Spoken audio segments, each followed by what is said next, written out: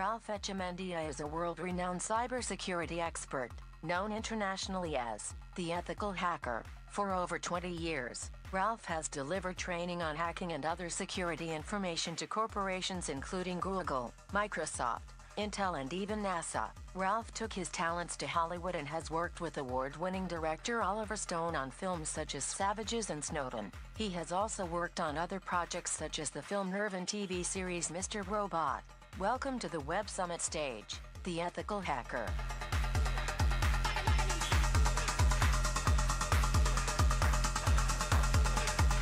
We're good. Well, hello, Web Summit. A physical technical issue. I'm very glad to be here. I'm honored to be here. This is an amazing event so far, and we have some amazing people that we're going to be talking to. First, I want to say thank you to the production folks and the people who put this on, the organizers, because they really do a heck of a job in putting this on. So let's give them a round of applause, please. All right, so computer hacking. I've been doing this for 25 years. And in that time, a lot has changed as far as technology, but not the issue. The issue itself of security and what it means to us is pretty much still the same issue. In fact, there's more hacking today in the sense of you're hearing about it a lot more. I'd say 10 years ago, I could have never thought that hacking would become such a geopolitical issue. So now, let's talk about what hackers are and what hackers are not. I think hackers, for the most part, that's a term that the media tends to use that is a criminal word. I remember telling my kids, trying to explain to them what a hacker was, and it was kind of funny because my daughter asked me, who's now 18, and she said to me, okay, so you're like a criminal? After she kind of learned what it was, and I said, no. She said, but you're like a bank robber, just with computers. I said, no, I'm doing it legitimately. The bank hires me to break in, and then I explain how I did that, and then they fixed that. And then she said, yes, but how did you learn how to break into the bank? And then it got a little tricky in explaining that. So let me put it to you this way. There are basically 4 kinds of people in the world, and hackers can be classified as 2 of these types. People who know and do things, people who know and don't do things, people who don't know and do things, and people who don't know and don't do things. Okay? So hackers are basically people who know and do things, and people who don't know and do things. Because when I got started, I didn't know what I was actually looking at. I just had to learn how to learn really quickly. And that's really the trick about what hackers do. And then you basically go even deeper and deeper into what you're learning about. So I always like to use the analogy of a light bulb. And this comes from a friend of mine who actually used this as an exercise. And it's one that you guys can use, too, for a lot of different things, even for hiring purposes, so that you can look into the creative mind. It's a very creative process. And so, for example, you have a light bulb on the ceiling, and you've got a switch on the wall, and you have to think of 10 different ways to turn off the light bulb. Okay, so that could be a password, that could be a website, whatever that is, but you have to start thinking through it. So you start thinking, okay, I flick the switch, I break the bulb, rip out the wiring, unscrew the bulb. Anybody? Come on, throw them at me. Any ideas on how to turn off a light? Shoot it. Oh, watch out for that guy. Okay, so, but the point is, the first 5 you kind of come up with really quickly. And there is another 5. What happens if you put a brighter light source next to that light? Can you see the light? Ask someone else to do it for you, which is what we call social engineering. So there's actually 10, if not 11 different ways to turn off that light. And then the next thing you think about is what makes a functioning light bulb? What makes a light bulb actually function, right? So then you get into the same process, and you go as deep as you can get into that process of understanding how a light bulb works. And that's really what a hacker does. Some people call it reverse engineering, because you don't know what you're looking at, and you learn how to learn really quickly. So now, that's the best way I can explain it to you. This is just a very creative process in engineering. Now, this is also where a lot of innovation comes from, even though what you guys know is sort of the big landscape. There's three major problems with cybersecurity today. Number one, the cost. Right now, we're talking about it is expected to be trillions and trillions of dollars that are lost as a result of cybercrime. And so these numbers are growing, and they're affecting everyone. Ultimately, they are going to affect you, not just companies, not just governments. It's going to roll downhill, and it's going to ultimately affect the way that you are being monetized, how things cost to you. Okay, so that's really one of the major issues, is these costs involved. And then the second major issue is cybercrime as a service. This is huge. And when I say it's a big, big field in the sense of how much cybercrime is taking place. And they say that I think it's 1,000 people get hacked every minute, 2 minutes. I forget what the numbers are saying now. But the point is this is a growing number. And then number three, we have this issue of the Internet of Everything. So we are now having more and more devices coming on that are communicating with each other. And so these are the kind of at a high level what the problems are, and there's not enough people to address it. Cybersecurity has 0 unemployment. In fact, Forbes last year said that there's 1,000, I forgot what it was, 1 million jobs, that's what it was, 1 million jobs worldwide unfilled every year in the cybersecurity space. And especially in management, because most hackers don't do well with people. That's why they work with computers. So it's very difficult to do that. Now, I'll show you an example of just how trusting we are of technology and why that's kind of the issue, okay? It's very easy to misuse or allow to violate your trust because we believe these devices so much, especially our mobile devices. We all have them in here. So I'm going to ask our stage manager here to pick somebody out of the crowd here and bring them on stage. And I'll show you sort of one of the very simple hacks that can lead to a very big personal breach, okay? So let's see. Come on up. Don't be afraid. It's going to be okay. I am not going to release your pics online or anything like that.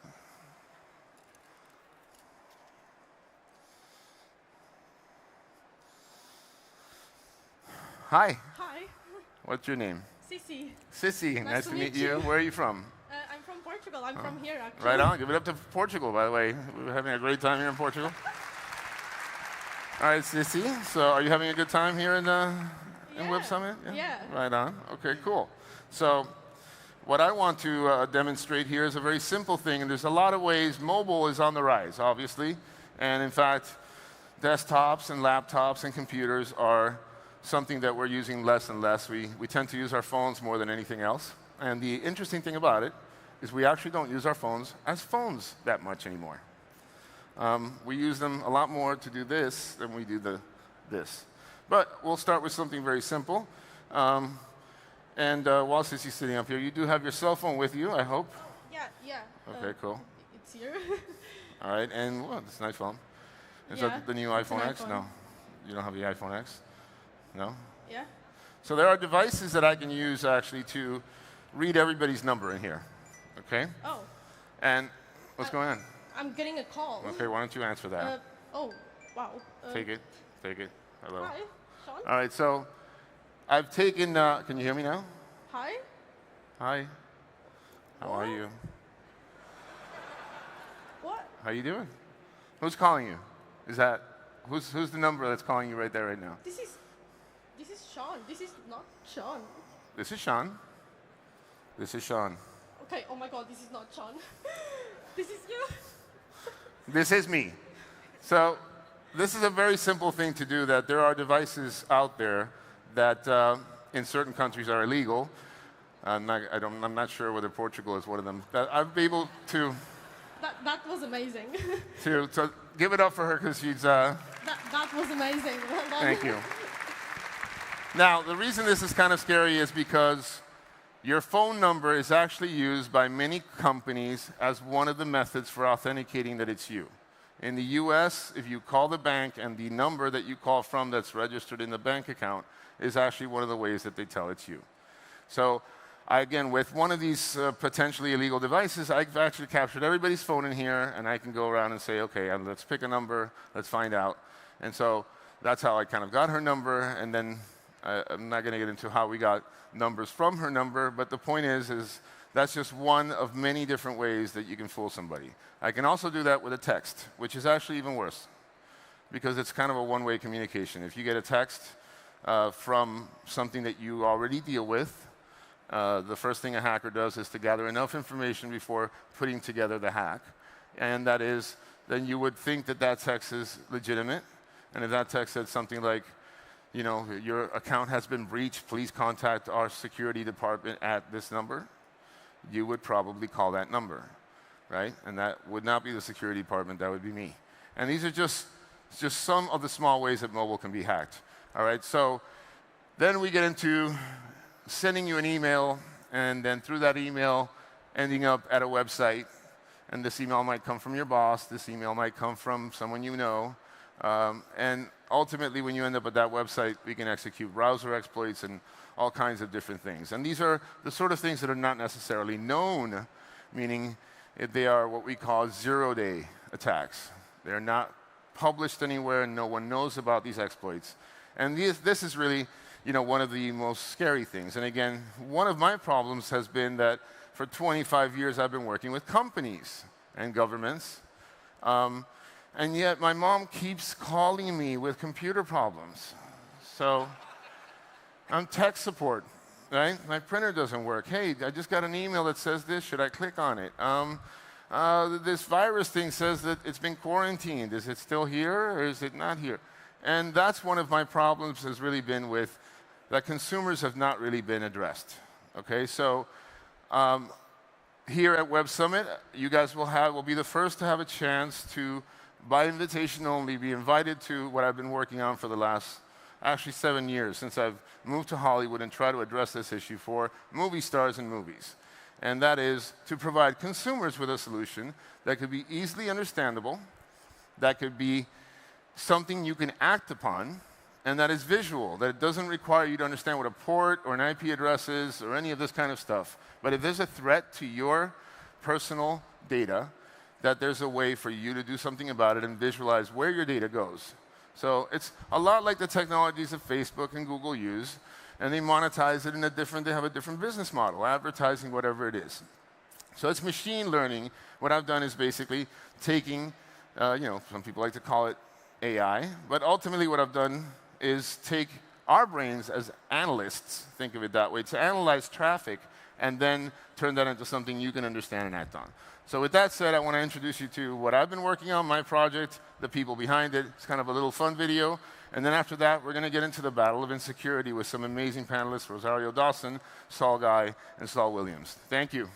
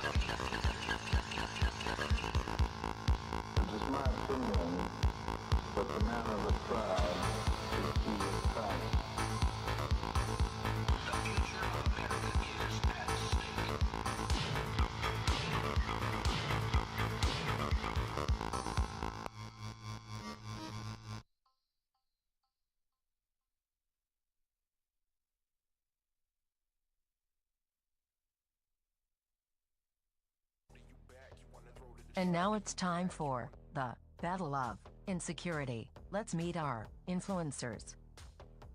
Saul believes we change and shape our world through the stories we tell. His passion to explore art and social change has provided a unique creative journey, from his early days as a founding member of the groundbreaking Canadian hip-hop group, Rascals, to creating and presenting TV shows, producing and directing films, writing books, managing other artists, all while implementing innovative socially minded business practices. Welcome to the Web Summit stage, Soul Guy.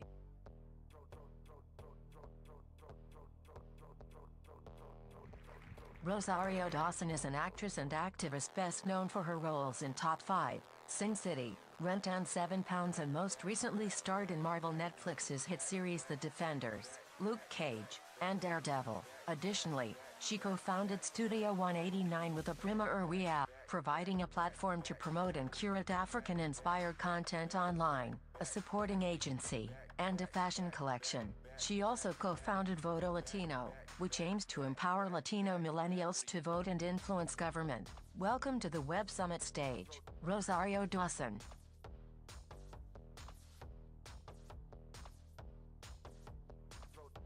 Saul Williams is a singer-songwriter, musician, poet, writer, and actor, known for his blend of poetry and alternative hip-hop. After gaining global fame for his politically charged and emotionally complex poetry and writings at the turn of the century, he has published 5 books, released 5 studio albums, performed in over 30 countries and read in over 300 universities with invitations that have spanned from the White House, the Sydney Opera House, Lincoln Center, the Louvre, the Getty Center, Queen Elizabeth Hall, and others across the world. The Newburgh, New York native gained a BA from Morehouse and an MFA from Tisch. He wrote and produced the 1998 film Slam, and starred in Broadway musical about Tupac, Holla If Ya Hear Me. Since breaking ground in 2001 with his Rick Rubin-produced debut album, Amethyst Rockstar, Williams has performed alongside the likes of Erykah Badu, the Fugees, and Nas, and recorded with 9 Inch Nails and Allen Ginsberg,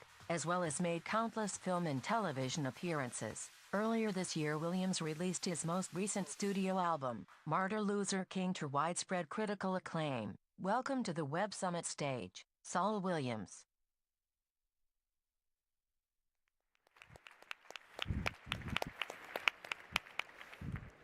Hacking the dietary sustenance, tradition versus health. Hacking the comfort compliance, hacking to the rebellious gene. Hacking the doctrine, capitalism in relation to free labor and slavery. Hacking to the history of the bank is beating the odds, a mere act of joining the winning team. Hacking the desperation and loneliness, the history of community in the marketplace. Hacking the land rights and ownership. Hacking the business law, proprietorship. Hacking to ambition and greed.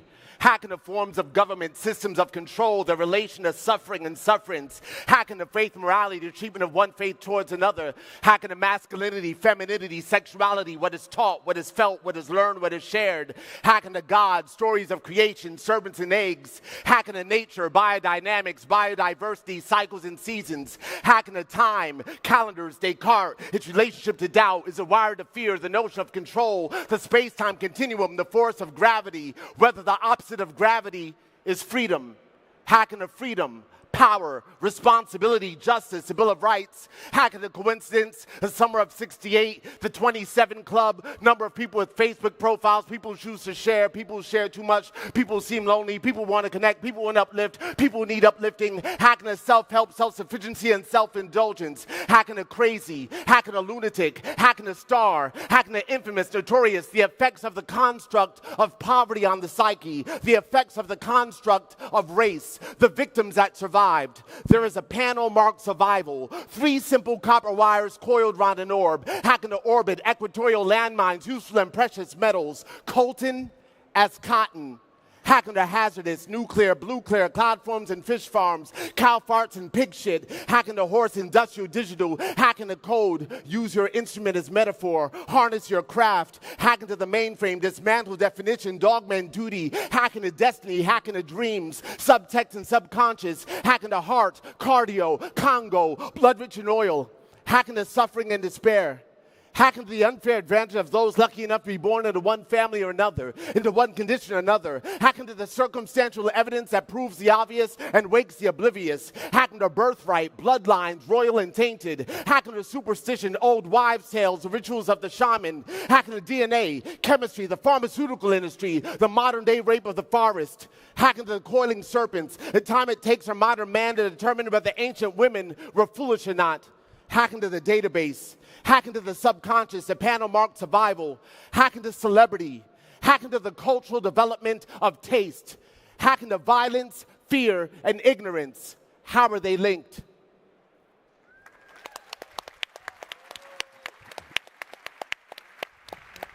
Everybody give it up for Saul Williams. Bad. So this is actually a conversation that we've been wanting to have in a public forum like this for a while because as a nerd from a different dimension and then working with these guys and knowing these guys in LA, it's been an interesting ride because we come from a very different world. We're told that engineers and computer science is not an art, and it's more of a science. And so the first question I want to start with Saul here is, as a creative, what does ownership mean in a digital space? Because, all right. Well, first off, I think as a creative, I know that my signature is embedded in anything I create, And so it's coded and encrypted with like, oh, yeah, that's written by me. And in a digital space, the main thing is I want to believe that the stuff that I'm putting out there, that code is recognized in order to be properly compensated or recognized for whatever, like you want your coding to be recognized as it is, in this space. Yep. What do you guys think about that? I mean, because that's one of the things that coming from the hacker world where we sort of began the open source idea of code, when music was hijacked by a little thing called Napster, the response of the music industry was one that I think is what ended up hurting the music industry, right? So Saul has been in the music industry as well as film and television for a long time, and what do you think about what's happened with music and ownership as far as the digital space? I mean, you start from a space like creatively is like, can you actually own anything? Right. Like when you're making something, it's like we were talking about this, like it's a layer on top of a layer of everything you've experienced. So as you put it out there, it's only industry that's come into the capitalism in a form of commerce to kind of then judge how you're succeeding. I think what's most important is for any artist, anyone creative putting things out there is access. So ultimately, the fact that you have these new distribution platforms that are now en masse as opposed to scarcity, which was for the longest time, it was scarcity. So everyone made a big, like, oh my God, what's going to happen? No one's going to buy, if they're not buying my music, what am I going to do? When in fact, what was happening was reshaping itself, just like it did from vinyl to I don't know. There you go, you bet. Vinyl to CDs and so on and so forth, and then you had, now you're in a subscription-based place where if it was 15 years ago, everyone was like, the music industry's over. Right. People are taking in more music than they ever have, and they're actually paying for it through subscription models. So I think from a creative place, it's like you just want as many people as possible to access what you're doing, and I think that's the freedom that the distribution platforms give now. Yeah, because we also have to acknowledge that music was first hijacked by the music industry. Exactly. And so that the digital space allows us finally, sometimes, in some cases, to be more evenly compensated, even though the subscription model has not necessarily compensated artists at the level that we feel we deserve. Mm-hmm. It might level the playing field. Right. And create a direct access point now from the artist to the audience. Exactly. Where people are either doing crowdfunding or they're putting out their project and saying it's completely for free because the internet doesn't recognize patents. And they don't have to, which is the reason why YouTube can play anything, and it's up to then the person who made the content to actually take it down and make it an issue. But there is no, YouTube doesn't have to deal with that. Like any of these other big companies, they're actually not breaking the law. What they're getting is clicks. That's what their job is. Yep. So if you want to protect your property, then the onus is on you. And that's really difficult if you're trying to make any money off of it. So it's been really remarkable to actually see this evening playing field because now distribution has a different kind of connotation. Yep. You don't have there was the era of Prince writing Slave on his cheek because of the way that he had to deal with getting his music out there. And he was one of the first people, David Bowie, a lot of those folks who were the first ones to start tapping into the online space and going, I don't need this system anymore. Right. Yeah. Cut the middleman. Yep. No. In fact, that's a very good point. In a discussion we were having a little earlier backstage was around management, because Saul used to manage Kanon and was in management, artist management. And, you know, there was a talk on artist management, and I said, you know, what do you feel about that? And, well, it's just saying that it's become almost, the paradigm has shifted to where I wouldn't say it's irrelevant, but it's a different conversation, because like you're being forced into these kind of models of like codependency, and again trying to feel like as an artist your worth is not equal to wherever you're trying to access, when in fact, as you have you have access to everyone, then really you can start to map the way that you want to connect with people. Like you said, you might just want to give everything away for free. You might say to everyone, hey, come to the show and we'll connect with you there. Or you might make a film and just say, hey, we know amongst a group of people, we can do it for this much money. We're going to put it out on the internet. We're going to see what happens. It's going to increase in some capacity. So I think what happens a lot of the time is the tech changes, but industry tries to keep cramming a familiar model into people. And when you kind of click on and you're like, wait, I don't have to adhere to that, you all of a sudden fly past it. And then I think that's what you're seeing with a lot of young artists who are coming in who don't have the same mindset, the dependency, and thinking they have to kind of like ask for something, when in fact it's like through creativity and ingenuity and then access to distribution and tech, you can kind of do anything you want. You know, so it changes the relationship. And changing like who the funders are. Like there's all these different apps and companies that are creating and proliferating around just making the average person who has a bit of money into a supporter of art. And going, if you give me this money and like I will make the art. That art's not even made yet, but you're gonna like invest. It's changing the whole investment model, everything, and it's allowing that diversity. So that's when like the net neutrality kind of stuff comes up, or talking about certain rules and regulations. Like as much as, I mean, we could get into the theories around like the criminal aspect of hackery that people get really afraid of.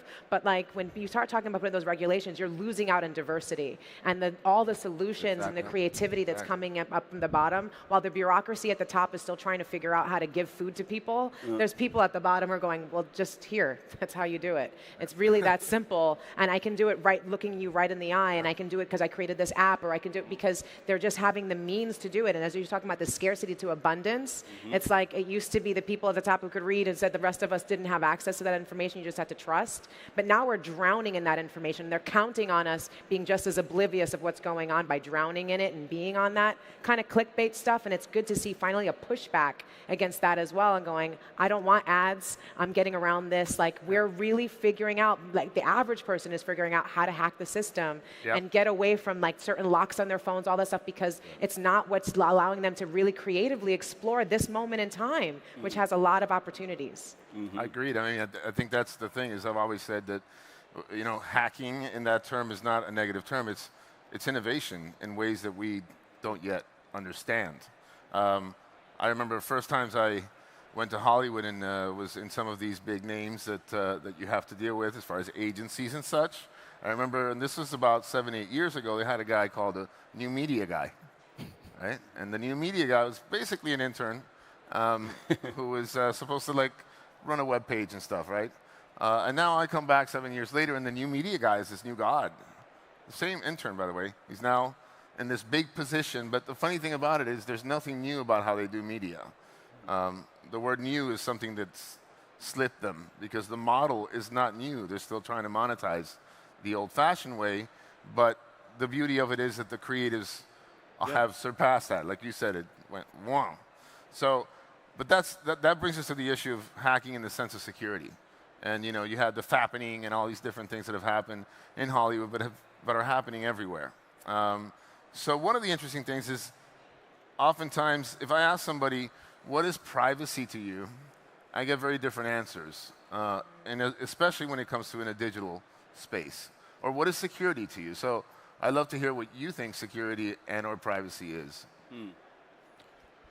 Well, I mean, it depends. Of course, in this context, I think of my information. I think of my personal information.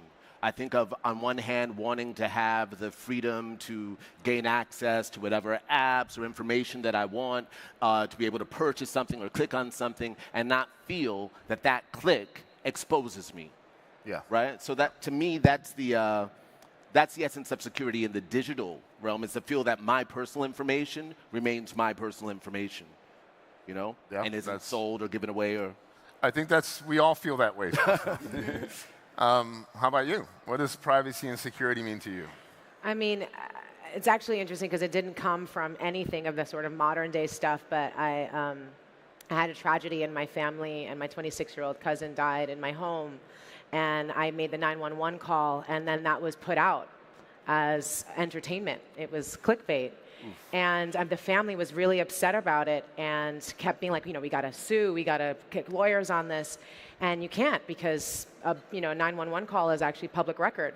Yep. And it was this really, so I just recently really had a whole reevaluation about because earlier in the year I'd been hacked. And I'd gotten like personal stuff put out there, and I spent a bunch of money trying to take it down because I've got a teenage daughter, and she would not want some of those things coming out while she's trying to go through high school. And I was just like all in that space of control. And suddenly I felt really out of control. And it was actually a huge relief.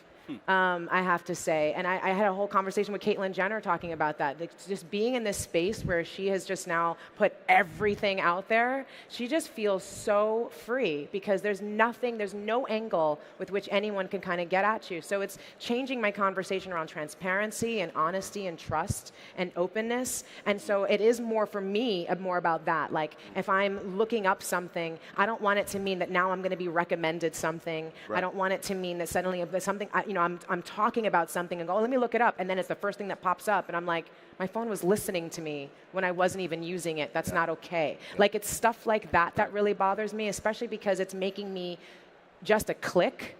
And I'm wasting time looking at stuff that they think they want me to watch, which is terrible information or like just about making me feel bad about myself and the world so I can buy something. I want to have like the things that I'm interested in being rewarded. I want to like go online and read an article and be able to go, that was a great article, and I want to give you money for that. I want to go more into where I see things going, where people are just connecting with each other and going, this is great content, this is great art, and I want to support that. I don't need to have a company telling me I have to pay this ticket for it. I want to give you that money.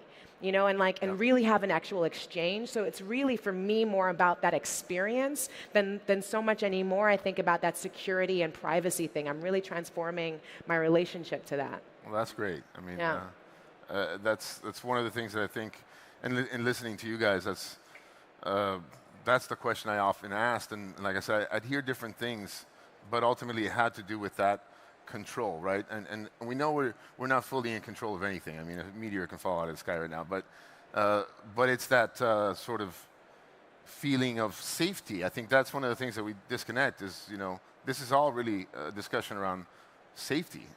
It's security. We tend to forget that's just a component of safety.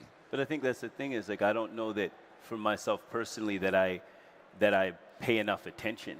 Right, like there's a lot of assumptions that we make, I think, as we like fly at warp speed into progress. There's assumptions that are made that are like we were talking about last night. You think that 1984, these ideas is something that you would have to have signed, like that was imposed on you, when in fact we've signed up for it. Right, where we've got these, everything is two-way. You start, you realize it's like my speaker's two-way, the video is two-way, and so you start to think, wow, I'm actually not as, I don't know enough, is what it boils down to, right? So that's why being in spaces like this or having friends that can inform me is helpful. But it kind of like, I realize it kind of I shut my brain off a bit to it, because it's daunting, right? Because you want to be engaged and you want to be connected and you want to be secure. But so you'll go, there was a time where like I would remember looking at my computer and being like, well, why should I put my credit card in there? Right? Like, how's this? And now it's like, I'm not even thinking twice. I'm just doing it. And restaurants are doing it, and apps are doing it. Everywhere you go, you can't buy something without giving your information. Right. But then they still want me over here to go to I got to go to if I want to vote, I got to go do a physical thing. So then I start I'm trying to think about, well, what chambers what silos are we in where I can consume, but when I want to take action, the digital space, which can be massively effective and really a tool for social change and social impact, it's being kind of blocked, security the other way. Whereas like, well, if everybody could could vote electronically. Can we change these systems and change these models? Because that's what we're talking about, I think. As we emerge into new spaces, we want to bring these old models. But to me, I just keep thinking about the new models that are possible, and where people can be empowered and where people can feel safe, as you say, or people creatively, you can be in a healthy environment as opposed to a toxic one. They can all work, but not when you keep kind of pushing the past. And that's one of the things that I found interesting and I want to ask you guys about is, what do you think, anyway, as far as artists, that your responsibility is to innovation? Because I've had some very interesting discussions, right? I mean, let me put it this way. I've spoken with artists who say, that's not my problem. I'm an artist and I'm just expressing myself.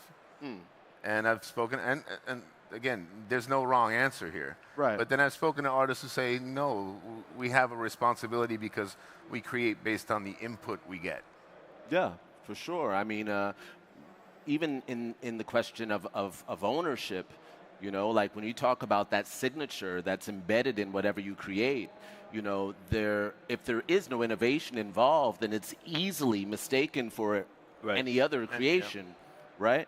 And with hacking, like, I mean, we're also speaking about shortcuts, right? We're talking about finding ways of moving beyond the gatekeepers of the existing or old infrastructure, right? And innovation is the way in which we can maneuver creatively around this in order to get closer to the heart of the matter, the heart of the people, or whatever it is that we're trying to get closer to through technology itself, which is a reflection of our own awareness, right? So innovation is key to creativity. It's key to impactful survival that transcends this sort of, you know, murderous, genocidal shit that we're used to. I mean, like, for example, you know, like you also asked me about ownership. I think about what's mine, and I think about minds as resources. I think about technology's relationship to analog exploitation, like the actual like resources that are used in the hardware and what have you.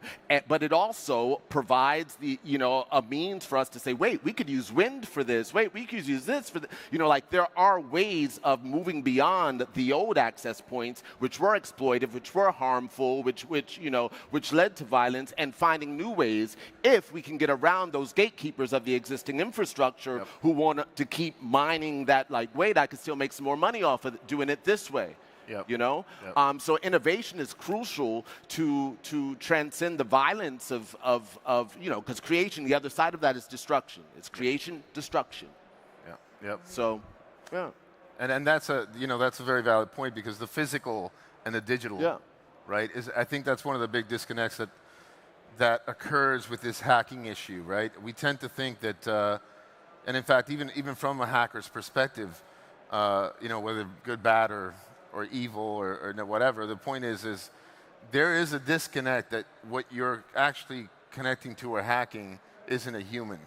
Even though there's a human behind that data, it's not a human.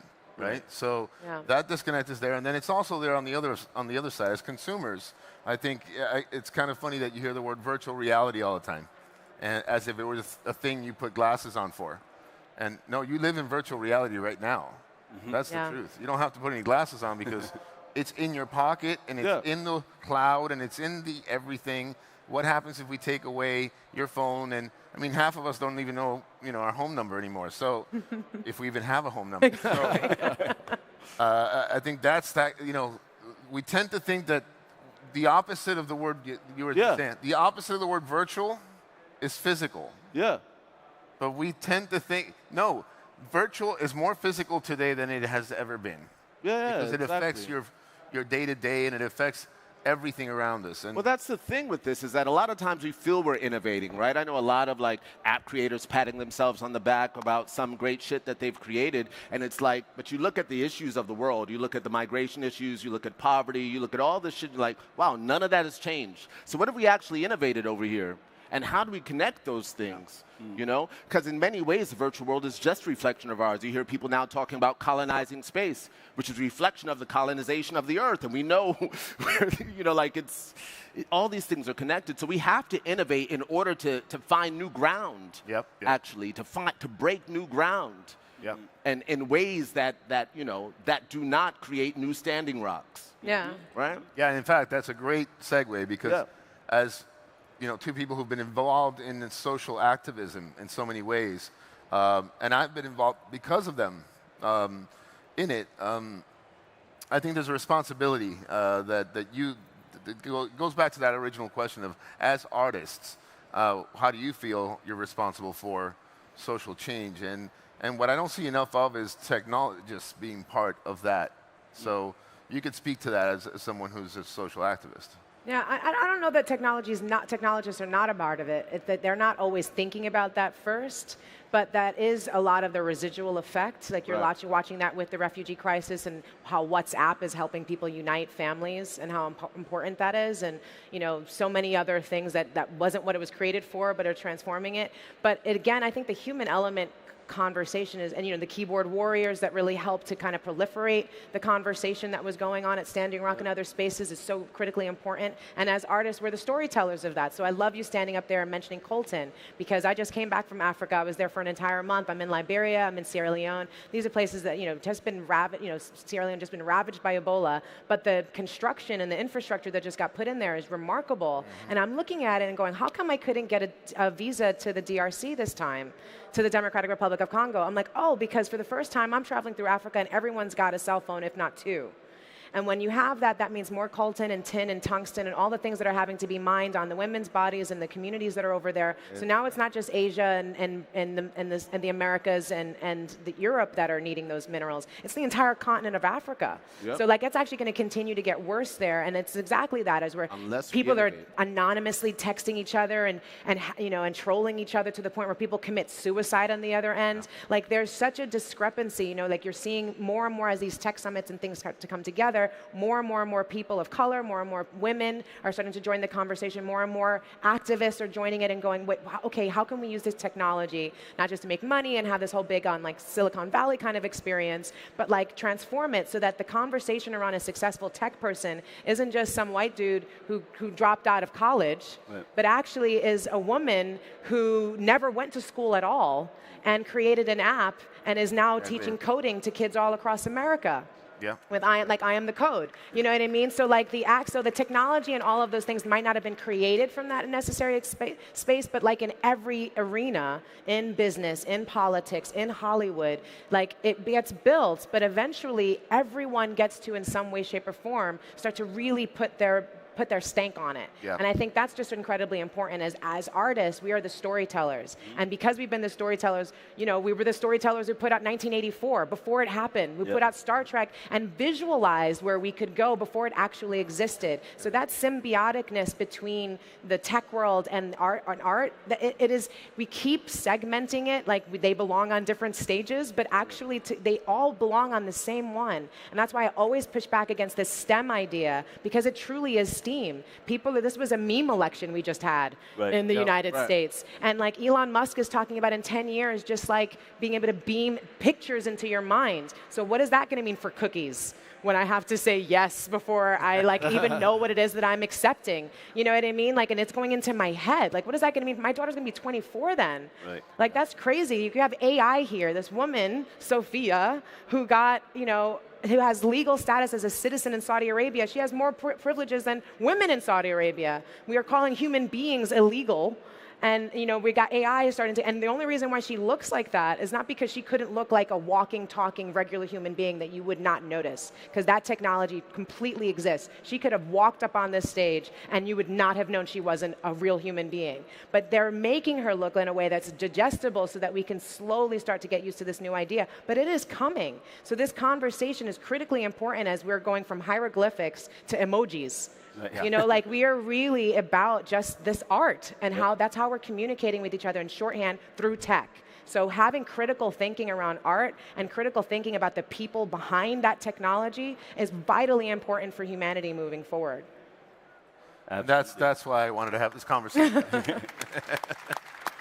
I mean, the only thing I think what I hear what you're saying, I completely agree, is it's we're shaping these narratives, right? Like we can either just kind of walk blindly into the thing that's happening, or as artists and creatives, and it's just everybody in general, changing the narrative is how we change the course of culture. Everything else comes after. You got culture, consciousness, community. That's what you're pushing narratives for. So what are these new narratives do we want to accept? How do we want to accept AI? How do we want to dictate the direction of where we're going, as opposed to, because we're just, the thing that freaks me out the most and probably inspires me the most at the same time and keeps me active making things and connecting to people and trying to learn and understand and be in new environments, is that we can't be passive, right? You can't sit in the times we're living in and looking around what's happening and not think about, okay, how do we want to shape this? What is the narrative? How are we going to, we find ourselves in these strange spaces because of the way that we aspire and define leadership and success. So if we start to redefine what leadership and success means as artists and creating different narratives of how we arrive there and become close to the things that we find difficult in the world, then we will paint pictures, we will tell stories, we will have tech mash up with whatever it is that's new in order to combine something that young people especially, be like, oh, I want to go there, or will take us there. Because the young people that are processing information at this point right now, the things that they're thinking and seeing and doing and where they want to be in the world, if we can chill a little bit and listen and watch that and be able to open doors and facilitate those needs, they're leaping past a lot of the stuff that we're so stuck on, right? I listen to my 13-year-old daughter, I'm like, what? Her friends, right? So I think that to what Rosario was saying, it's like, how do you bring these things together as opposed to siloing them? Because in my silo, it's really easy to run around thinking like, hey, everything's cool, or even everything's bad, and everybody knows it's bad. But tech will silo me if I'm not careful. Yeah, and that's one of the things that really troubles me. Is I got into computers because they were fun, and I have fun with them. Computers are actually very dumb machines. They do exactly what you tell them to. They don't, that's a higher level. That's the application, the programming. But the machine itself does whatever you tell it to. It's the program that tells, that has the intelligence of the human behind it, right? And I got into hacking because it was fun. Look what I can make this thing do.